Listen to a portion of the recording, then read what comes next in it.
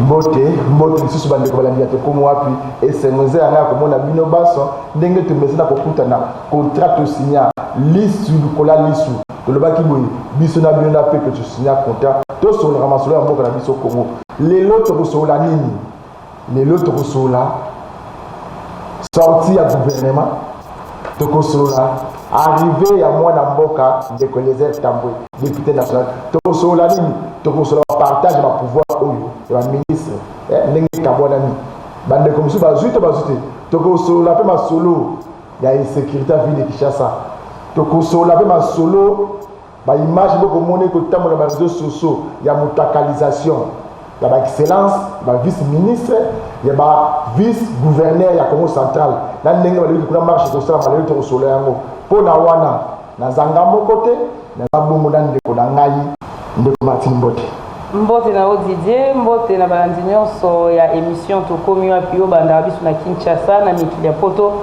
Topesi bino mbote kaka ndenge Didier uti koloba, bozala vraiment branché parce que toyambi honorable Eliezer Tambwe obino nyonso bolingaka molobeli ya population.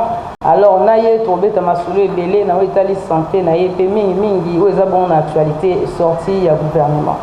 OK, bandeko balandi ya tokomi wapi boyoki wana ezali bongo ndeko na biso ya déboulonnage ngai magazine tokomi wapi ezali eloko ya moto moko atobe moko mais lelo oyo tobito ya melabino bokamwa te ndeko penge kokona paza mopanzi ata aza na émission ate mais aza na esprit azali yango tobito sala mwa sélection tomeka kotuna ye mwa mituna moke akendaki libanda mboka akendaki kosala nini au juste nini akendaki po bato mosusu bakomi bapolémique na réseaux sociaux bamisusu akende kosala bavati misusu eza bagene na ye donc toyambeli bino ye moko honorable Eliezer Tambwe boyolanda bokebi nyonso nini tokosola nani mokolo mwa lelo honorable Mbote Didier Chikou, Mbote Martin. Bonne santé honorable. Oui, ça va. Alors honorable ngana obanda na otuna yo toyebi ke uti na mikili ya poto précisément na États-Unis et pas wapi okendaki mpona problème na yo ya santé kasi awa na Kinshasa pe partout na mokili bato bazoloba ke Eliezer atikali kobela te ezalaki nango bajeu ya sali azaka na posa bapesa mbongo na gouvernement mais yebisa biso état de santé nao eza ndenge nini est-ce que bapreuve ezali ke outi penza kozwa basoin na mikili ya poto. Merci beaucoup. Oui, on est grand quand les gens s'intéressent à vous et quand les gens vous critiquent. Et Tango Bato, Bazou Salam. J'ai vu même quelqu'un qui a fait une publication avec Eliezer, Nengazawana, Zaki, Kuna, Nafrey à l'État, tout et tout. C'est n'importe quoi. Pendant que j'étais là, Namoni même pasteur, Babini Balobi. Et j'ai compris une chose. D'abord, il y a Liboso, mais c'est Tambwe que je suis. Nasali effort mingi.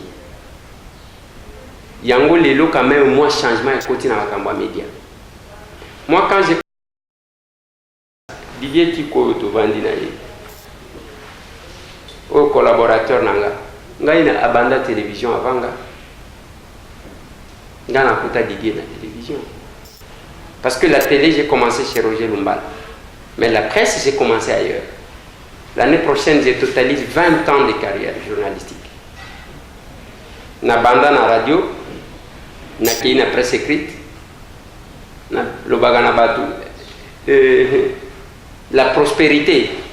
Et ça, on a dit ça. Bakotu na dienanga Marcel. Et puis na télévision, na bandi pa lumbala, na kuta bang. C'est d'ailleurs le caméraman ungana bimaka na imbala libosu za dideki. Oya vanja. Nakuta buzoba wana trop ya mutu azo kosa quelqu'un azo latisa lokuta maloba moko ezo bima lokola vérité les sophistes nakuta ba polémique c'est tout ce qui se faisait même na poto wana bato bazali kokende eza ba petit ba mukala ya ba musicien ba chroniqueuse to ba chroniqueur ya ba musicien soki musicien memi na poto donc bato ba komela maite na Kisasa biso toye na qualité na biso ya ambassadeur plénipotentiaire ya ba villageois toye ko recadrer ba makambo. On n'est pas à ce niveau-là. Tala ba réseaux sociaux ya ba congolais. Ceux qui ont la mukibu, ezakaka et indi, oyo afindi oyo mabe et indi, c'est tout ce que nous faisons. C'est la même chose na bato zomona bato balobi que Eliezer a kosi, Eliezer a kei. Jusqu'à aujourd'hui, en ce moment où je parle, je n'ai reçu aucun franc de l'État congolais. Je suis député. Selon le règlement intérieur, l'Assemblée nationale a l'obligation de supporter Baswena. Même pas 100 francs dans la vie. Mais il y a quand même les gens qui ont le courage. Kozonga nanga ya kozonga awa na kisasa. Mutu asombelinga billet, c'est le professeur Omekanda. Je ne sais pas si ça va les gêner, donc on en a tangué. C'est celui-là qui m'a acheté les billets. C'est quand même honteux. Même temps où on a voyagé aquí, la plupart de mes collègues de Pité Bazalaki na business class, Bazalaki na économique. Yango pe na zoni na économique. Donc c'est pour vous dire que les gens racontent leur vie. Et en dehors de ça, chaque fois qu'il y a un qui Ezaka qui a boit Kingunda, Aligna a raison pour qu'il y ait Kangunda. Mais je me suis posé la question. Nous avons tenu au bateau Belé Bazaki Kokima. Nous avons combattu les régimes au Ebim tout en étant ici. Voilà là où on reconnaît un homme. To combattre Bango, mais to zonga. Sans avoir peur, parce que Belé Bakangami Ozomona Bazokoka ko bouger, c'est parce que Babanga Kaliwa. J'ai fait l'Europe, beaucoup de pays en Europe. Pendant que je me battais, j'ai fait les États-Unis, État et Belé à États-Unis.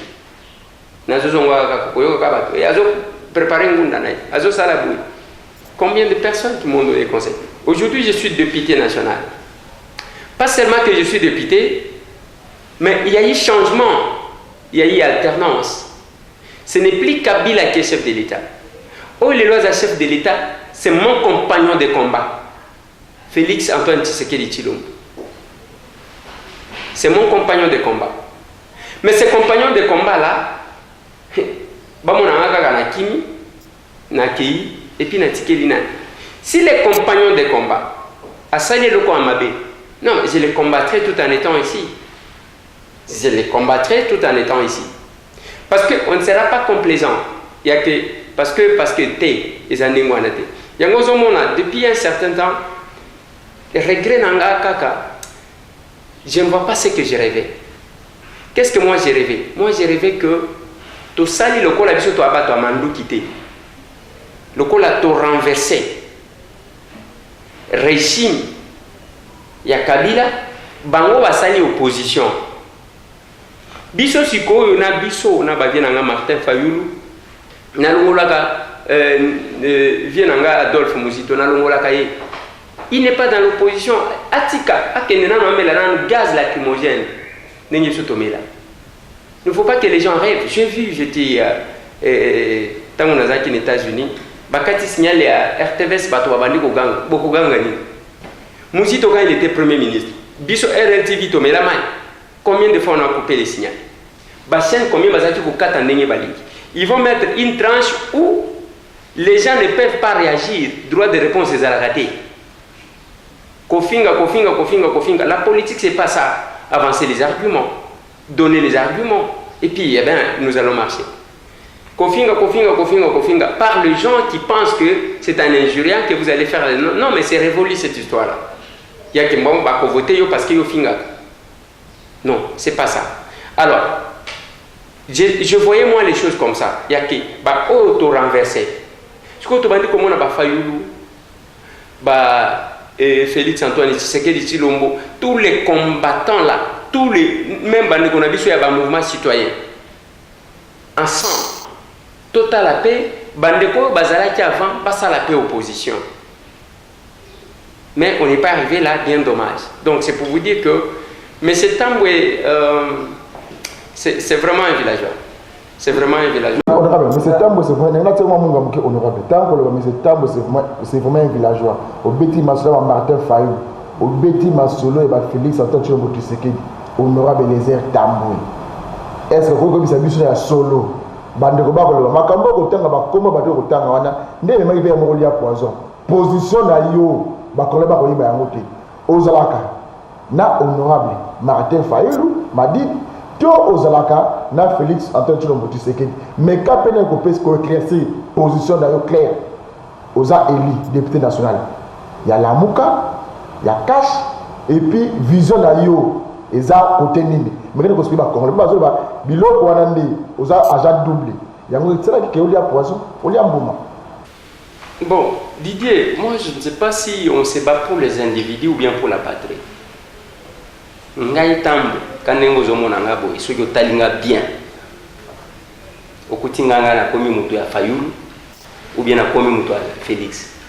Ça c'est déraisonné ça. Félix s'est battu pour la patrie, pour qu'il y ait changement dans ce pays. Avec moi. Martin Fayulu s'est battu pour la patrie, pour qu'il y ait changement dans la patrie. Avec moi, bien sûr. Yango na lobaka na bino tilelo. Oshomona ta mutu moko aleki a contredire. Na lobaka mutu moko. Moko na zoluka mibale. Moko aleka na télévision lobake. Moi j'ai été au front na Fayulu koleka. Fayulu à cause de la collaborateur na ye, oyo basala ba calcul qui ne sortent pas dans les marches. Mais na front na bitu. C'est nous. Ngai na za mutu ya o diminuer nga na niveau ya mutu ya Kingandi, mutu ya Fayulu, mutu. Biloko wana, c'est ce qui me fait mal. Bozo mona na Kinshasa, tozo mona mazamusu. Mais na poto c'est terrible. Ah na Kinshasa oui, il y a une incompréhension moko to mona tozo pesa na mbote. Mais kende na poto, batu baloma na kalisute, les gens ne se parlent pas. Pour nani makambo Fayulu na Félix. Parce que les gens veulent se retrouver dans les individus. Félix passera un jour, Fayulu passera un jour. Et tiens, tu sais que tata na bango surtout Fayulu azali ko se retrouver, Félix azali ko se retrouver. Lui est passé. Nous sommes restés avec la patrie. Bisopé, nous allons passer un jour. Biloko wana ko s'identifier. Didier, tous ces gens où bazo finga bato. Tous ces gens qui parlent les arabes epenge prince epenge nazolo ba fofanate ba Steve Kivuata ba Nico Mayende. Bon, il faut botangela nga bato parce que omoni crédibilité na vie. Maître Nico Ninga Zawan soki akolandanga il faut être moko azonga butu. Maître Nico Mayende est sorti avec les noms de Franck Diongo. Ami Bimelate. Le gars là sur la table. Je suis sorti mais c'est table. Ok? Il y a Bimana Kombo, il y a Franck Diongo. Ami Pessa, si vous voulez qu'on remette les images. Franck Diongo Junior, Franck Diongo Junior, Namouniere Olati. Bon, après avoir puisé par Franck Diongo, j'ai froid. J'ai la chair de poule. Tant nazoyo kalelo, mon frère, Maître Nico Mayende, critiquer Franck Diongo, quand même c'est inconcevable. Ce n'est pas cette jeunesse-là que nous avons besoin. Même si tu veux faire un nom, biso tout ça là va combo sans que tout ça là va polémique. Certainement, tout le monde va s'encarrer de compte, va ça là va combo, na va polémique, ok? Tout le monde peut balanda yewana. Mais ce n'est pas parce que Sankara ça là comme on a né wana yo ko sala ngo. Les gens se déshabillent pour le succès. Il faut longola ta bilamba pour que bachaika. Donc tous ces gens-là, bandeko tout wana oyo babete la gamaboko. Quand ils se rencontrent avec les autres na Kinshasa, bazo pesa na mboteti. Bazo solola. Okomona comme si n'y a rien, ezaka casquette moko boy ba kolata na télévision. Mais dans la diaspora ce n'est pas ça. Bazuma kambango bazwango au sérieux mutu bazalaki ko solola oyo na oyo ba welele loko moko te ba welele ka Fayulu na Félix. Est-ce que vous trouvez ça normal? Oui, ya ba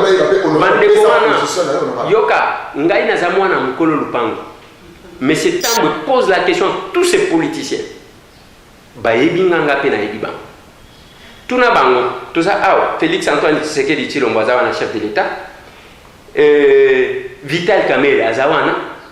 Moïse Katumbi Tchape place Azali. Akola Nangai, Martin Fayulu Madidi place Azali. Akola Nangai, tous ces politiciens là nengo yebi Badé Nanga, Jean-Claude Wemba, Franck Diongo Chamba, ainsi de suite. Bayebi Moussala ni mwana mukolo lupango salaka. Si cette opposition-là essayait de tenir tant soit paix, c'est entre autres notre position, notre combat, notre pression. Yakotali Sabango, mwana beta kambunda, mukolo pe abinaka. Ce n'est pas parce que nous connaissons trop, mais on jouait à la réconciliation de cette opposition-là. Jusqu'aujourd'hui, parce que besoin mon angolo ko la blague, Didier. Kende France, Kende Belgique, Kende Allemagne, Kende États-Unis, on peut sentir en plein. Oh, biso moko tozana Kinshasa makambo ezane mususu. Mais qu'on a donc binemi, balobana kalifute. Et vous trouvez, c'est là que j'ai dit que le chef de l'État n'a pas droit à l'erreur. Dans la mesure où bino ekomi lokola ezali susu bitumba ya mboka te. Ekomi bitumba ya d'individu. Individu Fayulu na individu Félix. Donc, oh, il va toi Félix, oh, il va toi Fayoulou. Non, ce n'est pas ça. Même tu sais que Diango Aza papa na bango nyonso, ala kisabiso nengwa na te. Ngai na zamu tunalobakango chaque fois. Je suis d'une tribu où il y a un adage balobaka, soki mwana zobela mabele zobela. Tokotika mwana kufa tolobela mabele parce que mwana tokobota mususu mabele tokobota mususu te. Donc c'est ça. Moi, tant que tu ne peux pas me réduire na niveau ya que bon Olingina Sani, Okutangana Zofinga Fayou. Moi, tant que tu me vois, moi le faire. Okutangana Zofinga Félix, non, je ne le ferai pas. Mais je peux critiquer les comportements de chacun. Je suis libre. Mais sinon, mon souhait, mon rêve, était que tout le monde abatte ensemble. Lélo, au moins même dans la diaspora, il y a des gens qui vivent de ça. Bon, Bino boloba que tous les Congolais tout wana bazaba collabo. Les lots Fayulu alongo collabo ou bien Bolinika bo s'accrocher pour que besoin une résurrection politique. C'est parce que les gens ne se rappellent pas des choses. Tant Mamadou Ndala, journaliste Oba Bimisaka avant que Mamadou Ndala akufa. Parmi les officiers rwandais na Congo, Mamadou Ndala zalaka na kat. C'est l'histoire, c'est connu. Prenez la liste, leur liste au Babimisaka avant, au comment que Mamadou Ndala Babimisaka est parmi les officiers rwandais. Au Baye ko envahir biso. Tant que Mamadou Ndala Kofi, ne va comme ici Mamadou Ndala héros. Ce qu'on va reconnaître les Kazakh congolais. Ce sont des choses que nous, les grands esprits et les hommes avertis, on ne peut pas faire passer. Nakenda na Potowan, Natuna Bango. Mais comment se fait-il Bolobi? Oui. Kabila, à côté de la Rwandais, à côté de la Burundi, à côté de la Congolais, à côté de la Zambien, moi je ne sais pas. Mais il ne faut pas que vous puissiez nous mentir. Bobi Missi photo, Bolobi Kabila za Rwandais. Papa Naye, il y a Rwanda, Yeyo. Mais toute la photo, c'est Soumialo. C'est Soumialo qui était ministre dans le gouvernement de Lumumba. Moutoua Kisangani. Ce qu'on va dire Soumialo. Oyo, bamonaki photo, Bobaniko Bimisa. Soumialo, wana comme un Rwandais, Tata ya Kabila. Bakozobino Nengeni. Pourquoi on doit aller jusque-là à diviser les gens? Donc c'est pour te dire que M. Tamboué, ce n'est pas quelqu'un que vous allez ramener. En dessous, il y a quoi appartenir à un individu. Mais M. Tamboué ne viendra pas. Honorable, Nakozonga Nayo, à Namboka, quelques jours après, Mbalamon Otomoni, gouvernement, au Congolais, Bazela, qui est en Moulaï et Bimi, 65 membres du gouvernement, dont sur 100%, Otomoni 20 quelques pourcents. Eza batu ya kala oyo déjà basi basala bakombo na rotanga penate oyebi o population balinga ki souste bazala yo okoki ko juger yango ndenge. Bon, Martine, nalinga ki penza ko commenter sur ce gouvernement. Je ne voulais pas commenter, mais je suis quand même obligé de dire quelque chose parce que toloba ki que ceux qui chef de l'État sali lo ba malam biso to ko beta mako. Ceux qui a sali à mapi nous allons dénoncer.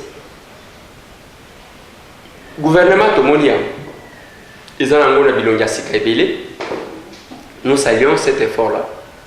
Et nous attendons ce que bilonga sikawana et que ça la biso. Est-ce que bakoya mbangu mangu pour que mutuloko la somba qui paye sapato ya Weston te, a somba pe Weston, mutuloko la paye nana zwaki lupangu te, a profiter à somba ya lupangu. Est-ce que ou bien bako servir peuple? Parce que déjà je sais que parmi les anciens, Batubazo supportait Mingi Mingi, eza Azarias Ruberwa bato bazo kamwa pourquoi il a été reconduit toujours na eloko wana alors que bazo soupçonnaka ke balingi bakata côté est bakokaki ata kopesa ye ministère mosusu seulement là-bas on lui a confié ça. Ça c'est une question que tout le monde doit se poser. Bazui mutu lokola collègue nanga oyo azokende et Thomas Louak. On sait comment il a géré côté oyo azalaki. Sur base de quoi c'est parce qu'il a un bilan positif ou bien c'est sur base juste des combines politiques. Donc, tant que vous avez la bande je ne sais pas. Ça pose problème. Ça, c'est vraiment une difficulté. Mais qu'est-ce que j'ai dit? Il ne faut pas que le chef de l'État nous déçoive. Nous déçoive pourquoi? Je prends l'exemple, il y a bourgmestre au Moni Babimis. Non, mais attendez. C'est un gouverneur qui se donne l'audace. Même ceux qui balobient faisant fonction, c'est faux. Il n'y a aucune loi qui donne droit à un gouverneur dénommé le bourgmestre. Il y a deux voies dans la Kisakibino au cours de mon point de presse. Il y a deux voies. Soit il y a une élection, conseillers municipaux, voter le bourgmestre. Ce qui est en côté, c'est le ministre de l'Intérieur qui va faire une proposition au chef de l'État pour qu'il nomme. Mais tala makamunenge salimaki awa. Tomonika kanani de pes bala kisi ba nommé. Batu combien? Batu 3. Kinshasa tozana 24 communes. Na 24 communes wana izana 2 postes. Donc il y a bourgmestre titulaire na zanaye. C'est-à-dire ce qui veut dire 48.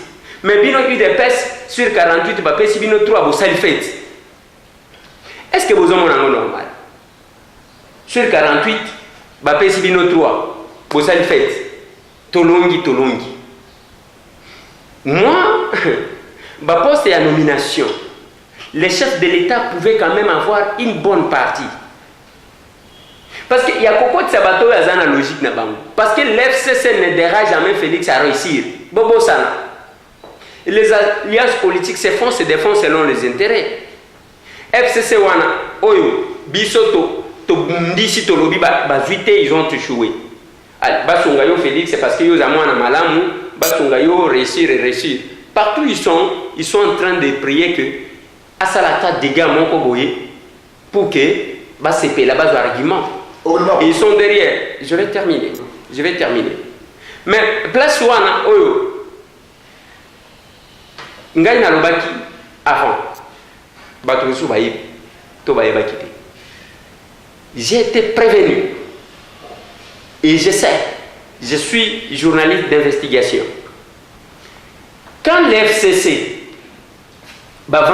ministre tous ces ministres ont mis à FCC signé démission na bango déjà. Démission anticipée. Moi, Moutuboye, j'ai démission de mes fonctions pour des raisons de convenance personnelle. Bazui ba bombi. Quand j'ai dit ça aux gens, mais Tozana n'a pas prévu aux à la tête. Mais Ramazan a eu le bangot. Alors, signé Mikanda Misat. Est-ce qu'on peut nous dire Mikanda Misat ou les amis Kandani? Ba démission anticipée ou les amis. Soti yo, oh, Gaï Steve Mbikai, oh, Moussounani. Batango, Batuna Bango, on a eu Bagabango, madame.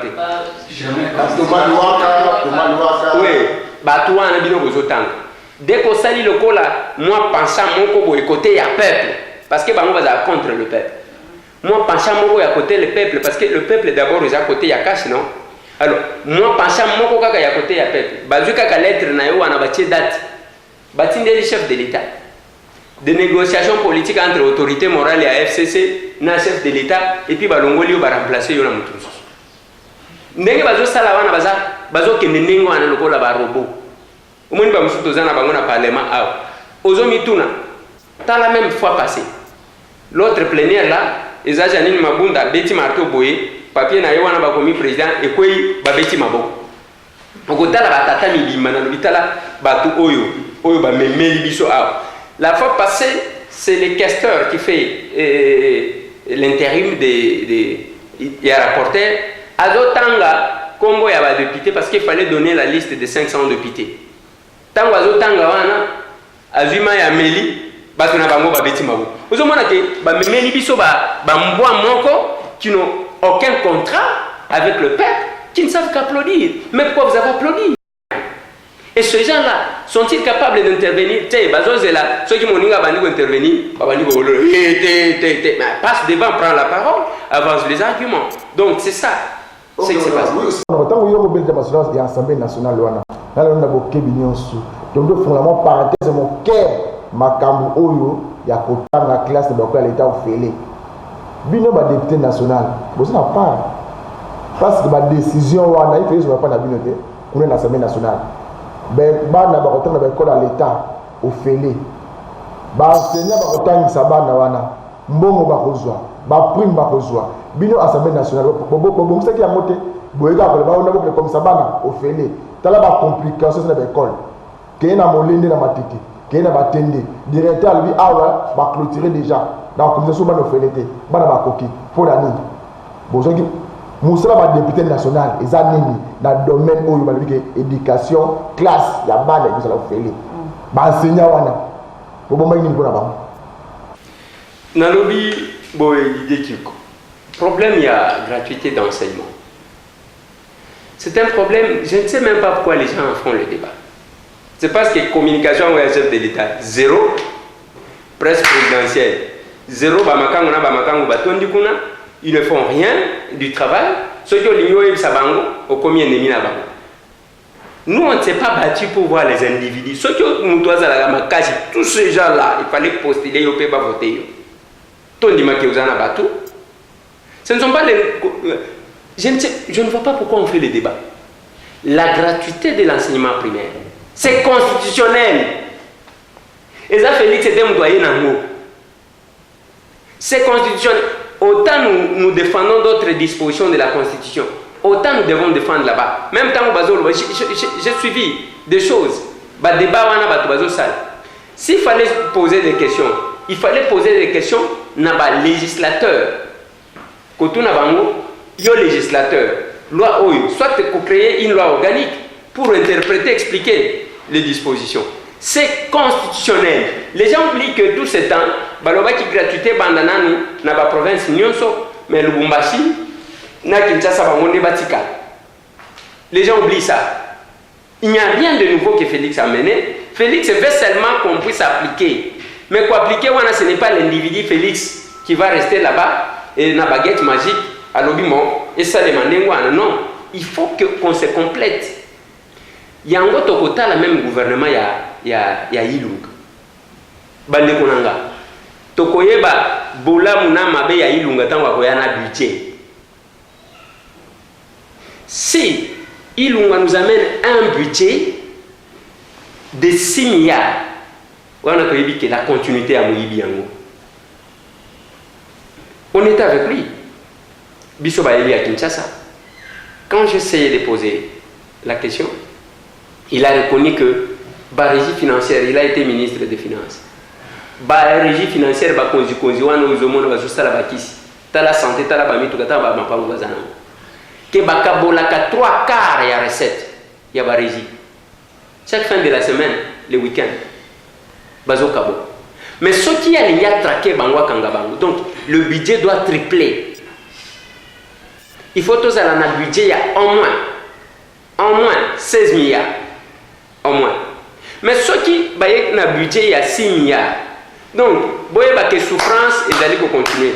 D'abord, 65 ministres. Il y a des frais d'installation. 66 membres, plus le premier ministre. Il y a des frais d'installation. Il y a combien? Des frais de fonctionnement. Il y a combien? Donc, 6 milliards, il y a honorable les Makambo 16 milliards. Okolota, tu as Makambo qui au Congo. Na gouvernement il y a coalition. Donc, Ndeko Félix a fait une petite dans le Kabila. Basali Libala. Il Sangai na bango. Kobaya, Kosala, ceux qui n'y n'a pas Congo to éviter. Oyo, Thomas Luwaka, Abomi Banzila, qui sait solo, il va bien sur la qui sait so. Marche na qui sait so. Aucun des travaux Thomas Luwaka tiki kuna. Ndeko na biso Steve Mikai. Na inikim tilelo marche tout ça ma likolo na bango honorable tant que mettre ma solo ya 16 milliards wana makanisi nini to pe ba idée nini ya sika yo kokotisa pour mo bidjone comme 16 milliards. Oui, et là qu'on a lobby ce qui est malam. On doit commencer par ce qui va lobby tokanga miyibi. Cet argent là, on va l'orienter là-bas. Au moins, les policiers bazana banzela awa. Parce que si ça ne dépendait que de moi, ngai monsieur Tambo. Ce qui va se faire conseil pour la maison préfabriquée. Au balobi baligné va qui nous installer. Na linga qui base la maison on va tanga la camp. On doit commencer par mettre dans de bonnes conditions les militaires, les policiers qui nous gardent, pour qu'ils aient esprit à sécuriser biso bien. Ce ne sont pas les mendiants là à main armée qu'on a mis sur la route. Bazo fait à ma bienté, rentrée scolaire au moins il n'y a pas de s'acharner à battre moto. Parce que bazo se débrouiller, battre la soute des andengeni. Ce que j'ai dit, pour tripler le budget, ce n'est pas impossible. C'est de fermer les robinets en Libye. Dès que Bakangi Yango, et puis nous avons un grand budget. Qu'est-ce qui nous manque? Ce sont les richesses. Qu'est-ce qui nous manque? Est-ce que nous manquons vraiment l'argent? Les pays manquent l'argent. Je ne connais aucun pays à travers le monde où les individus sont plus riches que l'État. C'est l'État qui est plus riche parce que nous c'est l'État. Il suffit seulement de bien canaliser.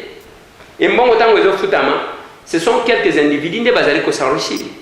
Donc, pour arriver à 16 milliards, d'ailleurs, les amouqués, Tozonga, Béatrice, quand l'actuel chef de l'État, Félix Antoine Tshisekedi Tshilombo, a présenté son programme de gouvernement, a proposé qu'un budget de combien? Tozonga, Tozala, quand il y a centre interdiocésain, il y a Kinshasa. Quand le directeur de cabinet actuel, Vital Kamerhe, a présenté son budget en tant que candidat président de la République, il avait proposé un budget de combien? Ce n'est pas lui, Vital Kamerhe, Ndalobaka, Nadjalo, Oyakojo, Alobaka que Joseph Kabila a accordé 10 minutes à couper ses solutions à Makamounion. Pourquoi on ne peut pas obtenir ça aujourd'hui? On prend le budget, Oyo Félix Antoine Tshisekedi Tshilombo, qui s'accabise un programme na campagne électorale. On prend le budget, Oyo Vital Kamerhe a présenté à Kabiso. Le collège de la coalition, tu as le budget Oyo Jadari à la Kisaka. Tu as le budget, nous surtout, on tient ensemble. Comme ça, on peut avoir quand même une idée pour avoir un budget équilibré. Même les 16 milliards, on a c'est rien par rapport à le budget nous présenté. Alors, honorable, namoni tomo kende bukemke na suka, nazoni si okaka na moi question ya gouvernement ou itikobima. Tomoni gouvernement yango ezokende ka lokwa neti gouvernement oyo uti kosema liboso, c'est-à-dire chef de l'État azalaki na batu na ye, c'est-à-dire bandeko na ye yango pe tomoni siko mokonzi mboka na kaza gouvernement tomoni bandeko ne tomoni ba belle sœur na ye nini finalement na éviter moi liloba par rapport à ya eloko wana eza kosala. Non, ngaida kacha gouvernement na moni ndeko ya Félix Antoine Tshisekedi Tshilombo. Et le réseau les réseaux sociaux, ce sont les menteurs des réseaux sociaux. Il y a des gens qui vous font gober des mensonges. Il y a chargé des missions. Il y a chef de l'État, c'est-à-dire l'équipe, il y a l'actuelle première dame. Au moins, même les politiciens, depuis des années, Internet, et Joseph Kabila azalaki chauffeur ya defawa. OK? Tangu defawa ye, azana Kinshasa wat. Tangu defawa ye, avant même aya sali mission nande konanga moko kuna na Paris, na poto. Alobi na zaki ko boya koloba parce que balinga ba kanisa ke nazoloba parce que nazana posa ya Kabila sepela nanga. Lokola sha longona loba vérité. Alobi atikala ta koyeba Joseph Kabila na bakutana na yebo ite. Mais biso n'a pas découvert où il y a le couteau d'internet. To komisa Joseph Kabila, chauffeur, il y a des femmes. Même les grands politiciens, basala ba discours, chauffeur, biso des femmes, chauffeur na yo Kabila, les lois bomi Congo, toyembi. Mais mukolo ngo bimisela makambu pe akufate, ceux qui des fois akufa katolinga elinga ketika la kana mutu. Tamso bomine ka mutu. Et ça problème à Kobomamoto parce que ceux qui des fois ça kana posa Kobomamoto Et ça, problème pour le moment, il a quel intérêt? Comme ils ont un gouvernement, il y a coalition. Oh, nalobi boy. Ce qui est à la que ils ont n'engagé.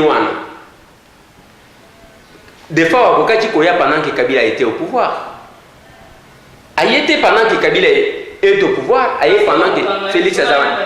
Boyo Kanga Malamu. C'est pour vous dire que Bisso, journaliste, nous avons tout intérêt. Il y a la vérité. Parce que les menteurs, ils trop. Parce que même Nenge Tozoloba, les politiciens, c'est un peu compliqué. Viens en Valentin Moubaki. Azalaki Abandi, Fayou le Kobina. Lobby, tout le monde va bango, bavani ensemble. Ensemble, on a une plateforme électorale, ceux qui vérité des urnes, ceux qui ont des yo, ce qu'on vient en Valentin Moubaki, qu'est-ce qu'on a des parce que yo qui n'a pas ma pronomité. Olobaki za malamuté. Ok, c'est comme ça qu'aujourd'hui, vous voyez que quand tu vois si Moubaki est là, était aujourd'hui avec Félix, Moubaki va confier un poste, même ministère, on va préciser Gilbert Kankonte. Ministre de l'Intérieur, vous avez quand même quelqu'un. Je ne dis pas que vieux Gilbert a mérité. Donc, vous sentez il de Pessi. Mais cette contradiction, mais Kobina wana ozoloba lobi ba moni bino na ye. Et ça quand même sonne. On doit se comprendre. Qu'est-ce que je vais dire par là, Makamba Lokuta? La famille Nyakero babotama 8. Tant que babotami 8, moi a commis première dame Denise Nyakero. Aza cadette. Baboti naye bango nyonso mibale bakufi, elle avait 9 mois. Bakufi. Lelo to monika babimiseli biso mutu moko oyo azali ko escroquer bat na kombo ya première dame. Babengie Clara Nyakero. Na lingi na profiter pour que batu baye ba famille ya Nyakero. Nyakero ezana mama Fani o babengi Takeru Fani. Eza na Monsieur Christophe Nyakero, ezana Jeannette Nyakero, ezana John Nyakero oyo chef à protocole, ya chef de l'État, abanda musala wana na Mobutu. Asalina Mobutu, asalina Mzee, asalina Joseph Kabila lilo azana wana. Bacheyete parce que azabu kilo. Ayebi musala asalango des années. Ezana Christian Nyakero, ezana Frank Nyakero. Mais Christine ndeko asakufaki azalaki moi c'est général Kaban ndeko akufaki. Donc naye maman Denise Nyakero. Siko oyo Clara Nyakero awuti wapi? Alandaki baboti ya première dame, alandaki papa Nyakero na cimetière ou bien papa Nyakero kuna akendaki aboteli kuna nde Clara yekobima. Ezamuibi. Moi, si on a ceux qui se présenté par qu'elle est de la famille Nyakero, c'est la même chose. Avocat maître Mabaya. On a avocat à première dame, ni de près ni de loin. Nalobi boy. Maître Mabaya, on va prétendre cause à l'avocat à première dame, azolo banabatu, il y a son hôpital et il y a son balo. Ezalo kuta, azan ni avocat à première dame. Ni mon première dame, azata une intention à consommer à l'hôpital de mon côté. Ce sont les menteurs qui marchent comme ça dans Combo Yabat. Donc c'est pour vous dire que moi, si vous avez dans les réseaux sociaux, que Clara Nyakero n'est pas de la famille Nyakero. La famille Nyakero, c'est 8 enfants, on a eu Kotange Labino, Moko Akufa, Batika la 7. Et puis la première dame, Azamu Anantsuka, il y a la famille Nyakero. Babimisi wana, omoni babimisi loko Moko wana. Il y a carte, il y a Rwandais, montage, même ceux qui n'ont pas Daniel qui est là. Nalobi mo, je vois photo na ngacha na carte wan. Bakotie là yo, ngai pe na kobima Rwandais. Oui, on a dombo ayebisaka yo. Ole. Ayebisaka bulu. To comme ce Rwandais de polier, so comme contre les Congolais. Ne to ko biso Rwandais. Rwandais pour ba Congolais comme on dirait, moi ndoki. Ni docteur na moi ki ndoki, ne ba benga twa Rwandais. O dama yebisa mo c'est le terme là. Oui, nalobi boy. Problème il y a pendant tous au Congo, tous RDC, tous na Rwanda, total en Kamen. Ceux qui ont continué à Rwanda, au continent RDC, place une désordre. Ah, on n'est pas dans le désordre. Pendant que diaspora, il y a une diaspora boni à Rwandais, parce que Kagame a bomi opposant tout et tout. Diaspora boni à Rwandais, parce que la vidéo, le collègue, je vais finir en entrevue. Pendant que les gens apportent l'expertise, il y a que bato ngamboka na bango, bato bazo sangana bazo ya na ba idée. Non, biso ya biso diaspora kaka to finga na. C'est tout ce que nous savons. J'ai dit une chose. Cabinet à Félix. Bah villageois le gola biso baza combien? C'est 10%. Le reste c'est la diaspora. Ils ont Canada, ils ont Belgique, ils ont Allemagne, ils ont Nini. Mais si on a un comportement na bango, ni ki bala kisi biso ya malamu, oyo ba memeli biso bisika ba uti. Dis-moi, quand le conflit entre bango na bango moninga na ye aye ateye kan, wana kotate. Moninga na ye aye ateye kan. Wana eza complexe ya moto ayebi eloko te ndazo banga batu bazo ya na connaissance. Vous comprenez? Aujourd'hui, pour na okutana na Félix Antoine Tshisekedi Tshilombo na ba o bazo régner lelo, eza banani. Eza batu oyo ba uti libanda. Et notre diaspora, tous les diaspora na biso, tous les diaspora ya Rwanda, au comparé, au talabadouana, bazo sala lobbying ya makasi na bamboka news, pour na ke Rwanda kende libos. Mais ya biso zani, ezaka to vandi wana, oyo Rwanda, ngayo, bakomisanga Rwanda. Mutu ayeda ta histoire te, d'abord, azotanga makambo ya Roger Lumbala, awa tangu na lobby, awa ke nakuta Didier, et pas Roger Lumbala. Si vous avez dit Didier, je l'ai trouvé chez Roger Lumbala.